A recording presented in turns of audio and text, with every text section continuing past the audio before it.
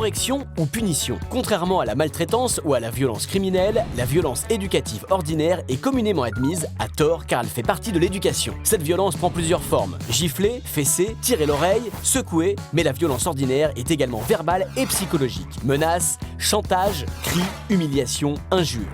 La violence éducative ordinaire est trop fréquente. Près de 3 parents sur 4 confessent avoir déjà frappé leur enfant pour se faire obéir ou le punir. Mais elle peut aussi avoir lieu à l'école. Si cette violence semble régler le problème sur le moment, le stress qu'elle provoque engendre des effets désastreux.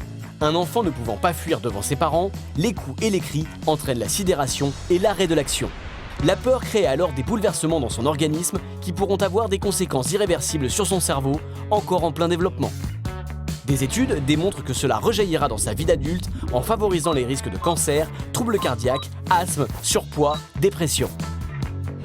En Suède, où les châtiments corporels sont abolis depuis 1979, on constate une baisse de 21% du nombre de jeunes de 15 à 17 ans condamnés pour vol et que 87% des enfants n'ont jamais été frappés. Alors, pour que nos enfants grandissent sereinement, gardons à l'esprit qu'une éducation bienveillante, c'est une éducation sans violence.